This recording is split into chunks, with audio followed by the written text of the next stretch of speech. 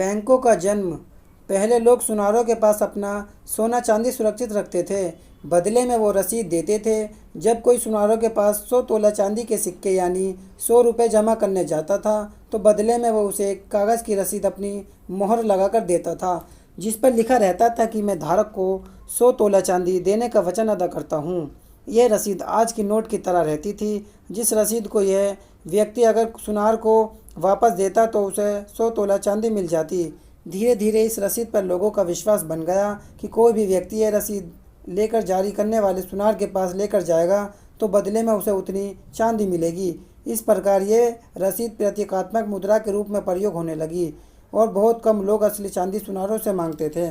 आमतौर पर उसे वापस लेने के लिए एक समय में 10% से भी कम लोग आते थे। इसे देखते हुए सुनारों ने 10% अपने पास जमा रखकर बाकी सोना और चांदी लोगों को लोन के रूप में ब्याज पर देना शुरू किया।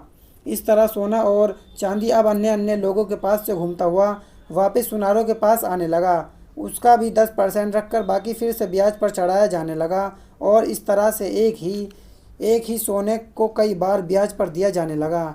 इस प्रक्रिया को बैंकिंग की भाषा में अंश रिजर्व बैंकिंग यानी फ्रैक्शन रिजर्व बैंकिंग कहा जाता है। इन लोगों को मनी चेंजर कहते थे।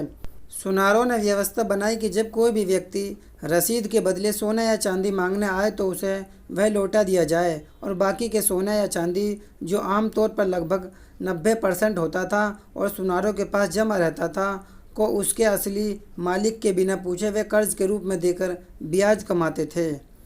मान लो किसी शहर में कुल 100 तोला चांदी है जो एक सुनार के पास जमा है। इसमें से वह 10 तोला वापस देने के लिए रिजर्व के रूप में रख लेता है और शेष 90 तोला को लोन के रूप में ब्याज पर देता है। ब्याज की दर अगर 6% वार्षिक भी हो तो 90 तोला चांदी का वार्षिक ब्याज 5.4 तोला बनता है। इसमें सबसे बड़ी धोखाधड़ी यह हुई कि देश में पैसे की मात्रा जो 100 थी अब वह 190 हो गई। एक तरह से 90 की रकम सुनार ने जादू तरीके से बना कर दी। लेकिन यह धोखाधड़ी यही नहीं रुकी। कर्ज पर 90 तोला चांदी लेने वाले व्यक्ति ने उसे खर्च किया होगा।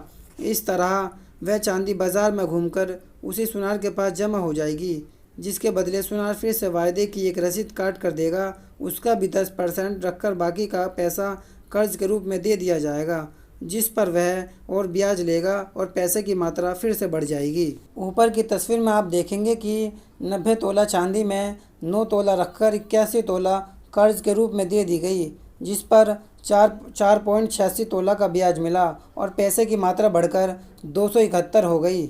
इसी तरह ये प्रक्रिया बार बार चलती रहने पर अंत में असल रूप में 100 तोला चांदी होते हुए भी 1000 तोला जमा राशि के रूप में दिखाई देती है, जिसके बदले 1000 तोला की रसीद देश में फैल जाती है, जिससे पैसे की मात्रा 100 से बढ़कर 1000 हो जाती है, जबकि कुल 100 तोला चांदी अभी भी रिजर्व के रूप में सुनार के पास रखी है। ये ध्यान रखें कि सुनार द्वारा जारी चांदी की रसीद बाजार में प्रतीकात्मक मुद्रा के रूप में इस्तेमाल हो रही है। 100 तोला चांदी होते हुए भी सुनार ने 900 तोला चांदी रहस्यमयी ढंग से कर्ज पर दे रखी है, जिस पर वह सालाना 54 तोला चांदी ब्याज के रूप में वसूलता है। लेकिन असलियत में ये प्रक्रिया किसी और ढंग से घटित होती है, जिसे हमें किसी भी अर्थशास्त्र की किताब में नहीं समझाया गया है। इसे आगे की वीडियो में समझाने का प्रयत्न किया गया है।